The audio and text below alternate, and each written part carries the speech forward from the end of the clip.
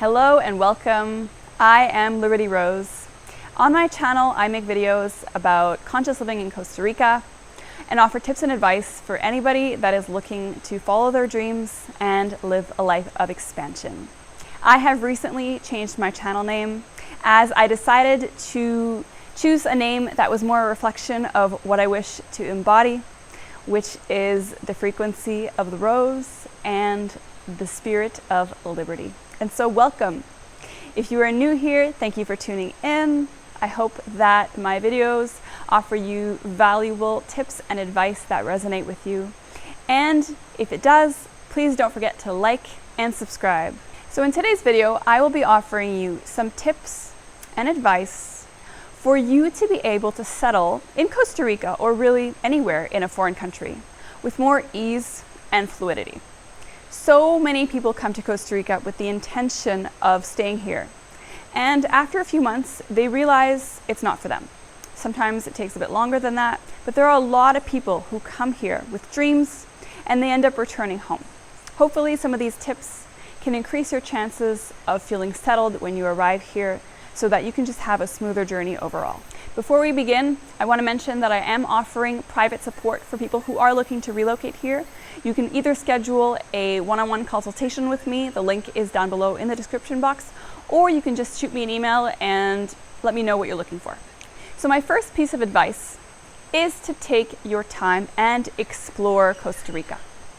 There are so many different areas. Costa Rica is filled with microclimates, and you might think that a certain place is what you want and realize that for certain reasons you'd be better off going somewhere else. In my previous video, I shared about how I started off in Santa Teresa because this is where I thought I could connect with a certain community.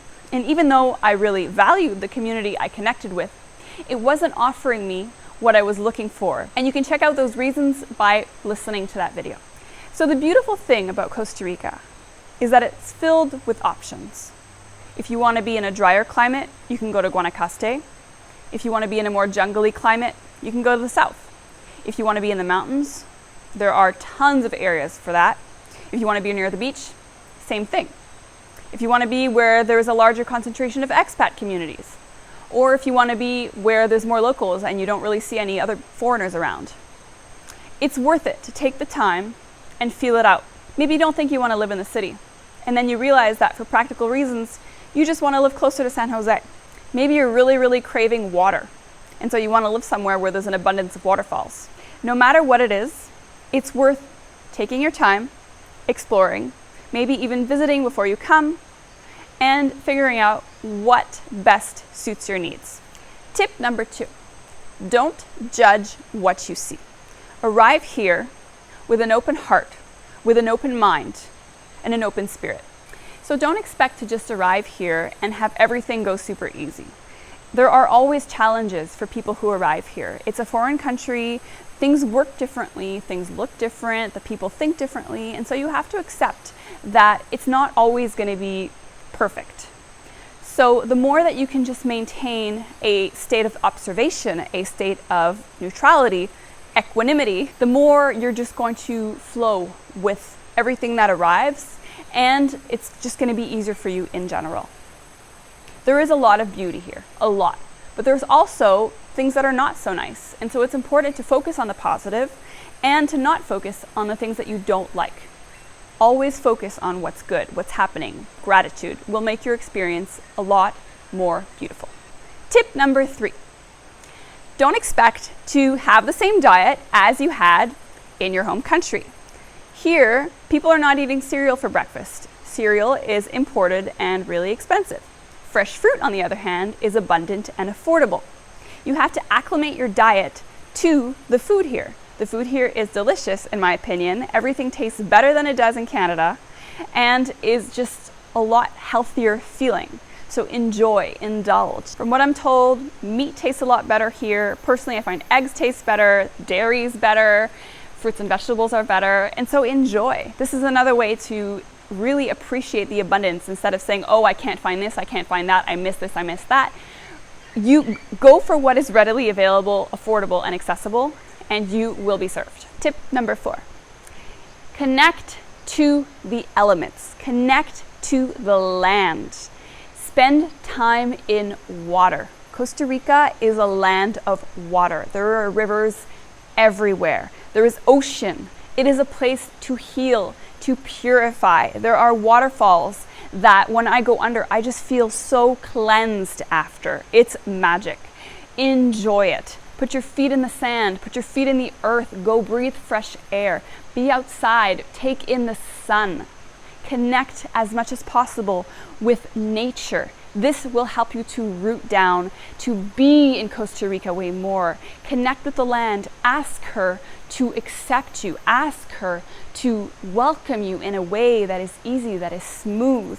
When I first arrived, I went somewhere and I felt the land tell me welcome. And it took a few months for that to happen, but that feeling really allowed me to settle in finally and say, okay, the land has welcomed me. I am at the right place. I can be here now. Tip number 5 is to connect with the community. There are WhatsApp groups here for every area. This is how people find out what events are going on. This is how people support one another, ask questions, get referrals for anything. In Costa Rica, everything works by referral. It's like you need a mechanic or you need a lawyer or anything like that. You just get a contact from people. People share contacts all over the place. There's a lot of Facebook groups that can give you support. WhatsApp is an absolute necessity to have here. This is how everybody communicates. Nobody calls each other via regular telephone line. They always call each other via WhatsApp. And by coming and surveying Costa Rica before deciding to settle, well, you can try and connect with those WhatsApp groups by simply meeting with people, talking to people, socializing as much as possible. And so you'll already be set up. So when you come, it'll be smoother and you can find a home more easily and you can find everything you need more easily. Tip number 6, give yourself time. It takes time to feel truly rooted in a place. A lot of people say not to buy land here unless you've been living here for 2 years. And I believe that after having lived here for 2 years and seen just so many people coming in and out. You think it's right for you and then you meet a bunch of challenges and you're like, oh, I just want the ease of America. So it's important to just, again, arrive in the observation state. You might want to try living in different areas, not just surveying them. If you buy land, there's just so many things to learn. Don't just show up and buy a piece of land. There are tons of mistakes you can make. You just want to make sure that everything is right for you so that you don't find yourself buying something and then needing to go back home and having to sell it. A lot of people sell their home in US or Canada, use that money to buy land here, and then realize that they don't want to stay.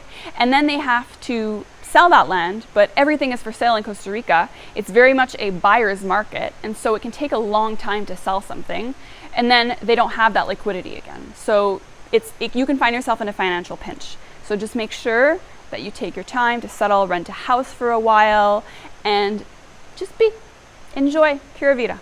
And my final tip is to get support.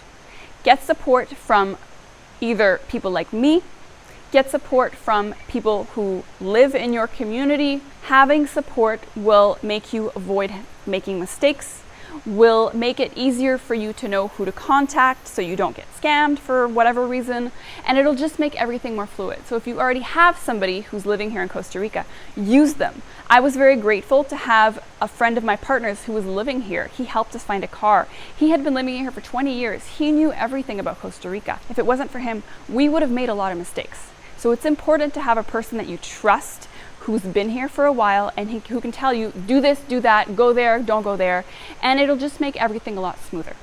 So I hope these tips were helpful. Again, please like this video, subscribe, and I'll see you very soon in the next one.